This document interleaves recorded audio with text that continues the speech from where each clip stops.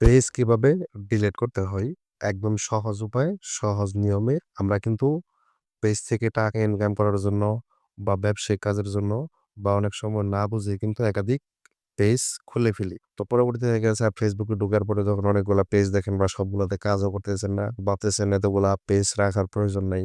আবার অনেক সময় অনেকে কিন্তু এটাও ভাবে যে অতিরিক্ত পেজ থাকার কারণে মানে যেটা আপনি সবসময় কাজ করতেছেন সেই পেজটা মনে হয় ভাইরাল হইতেছে না।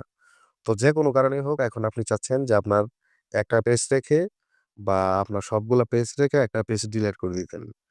তো কিভাবে সহজ উপায়ে আপনারা পেজ ডিলিট করতে পারেন সেটা আজকে এই ভিডিওতে দেখাবো। তো ভিডিওটা স্কিপ না করে ধৈর্য সহকারে যদি মনোযোগ দিয়ে দেখেন তাহলে কিন্তু খুব সহজেই আপনার অপ্রয়োজনীয় Facebook পেজ ডিলিট করে ফেলতে পারবেন। সেটা হতে পারে একটা বা সকলগুলা। তো প্রসেসটা দেখিয়ে দিচ্ছি। তো একই প্রসেসে কিন্তু আপনার যতগুলা পেজ থাকবে সবগুলো ডিলিট করতে পারবেন। ঠিক আছে? তো সেজন্য আপনারা আপনার Facebook অ্যাপ্লিকেশনে চলে আসবেন।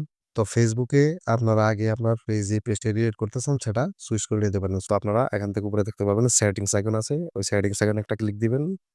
তারপরে একটু নিচে চলে আসবেন স্ক্রল ডাউন করে। তারপরে আপনারা দেখতে পারবেন অ্যাক্সেস অ্যান্ড কন্ট্রোল বলে একটা অপশন আছে। আপনাদেরকে এখানে একটা ক্লিক করতে হবে। এখানে দেখতে পারবেন ২ টা অপশন। একটা হচ্ছে ডিএক্টিভ পেজ, আরেকটা হচ্ছে ডিলিট পেজ। তো আপনি যদি উপরেরটাতে টিক মার্ক দেওয়া থাকবে অটোমেটিক। তো আপনি যদি এটাতে দিয়ে কন্টিনিউতে ক্লিক করেন তাহলে আপনার পেজটি ডিএক্টিভ হয়ে থাকবে। আপনি চাইলে পরবর্তী ঘুরিয়ে আনতে পারবেন। ঠিক আছে? আরেকটা হচ্ছে ডিলিট পেজ যেটা নাকি ডিলিট হয়ে যাবে আর থাকবেই না বা আপনি কখনো আর ফিরিয়ে আনতে পারবেন না। তো আমি যেহেতু ডিলিট করে দিব তো আপনার ডিলিটে রেখে এখান থেকে কন্টিনিউতে ক্লিক দিবেন। কন্টিনিউতে ক্লিক দেওয়ার পরে এখানে কিছু অপশন চলে আসবে যে আপনি কেন ডিলিট করতে চাচ্ছেন। এরকম তারা ৬ টা প্রশ্নের জায়গায় রেখে দিছে। আপনারা চাইলে যেকোনো একটা দিতে পারেন। তো আমার এখানে আমি কোনো অপশনই দিব না। আমি সরাসরি এখান থেকে কন্টিনিউতে ক্লিক দিয়ে দিবেন। আপনারা চাইলে এখান থেকে সরাসরি কন্টিনিউতে ক্লিক দিয়ে দিতে পারেন, কোনো সমস্যা নেই। তারপরে এখানে দেখতে পারবেন একটা অপশন আছে ডাউনলোড ইউর ইনফরমেশন। আপনি যদি আপনার এই পেইজে কোন ভিডিও, ছবি কোনো কিছু আপলোড করে থাকেন সেগুলো যদি আপনি নিতে চান, ঠিক আছে? তো সেক্ষেত্রে আপনারা ডাউনলোড ইনফোতে ক্লিক করে সেগুলো কিন্তু নিতে পারবেন। তো আমার এগুলো প্রয়োজন নেই। সব ডিলিট করে দিব আমি। তো সেজন্য আমি আবারও কন্টিনিউতে একটা ক্লিক দিব। তারপরে এখানে আপনি আপনার Facebook এর পাসওয়ার্ডটি দিয়ে দিবেন।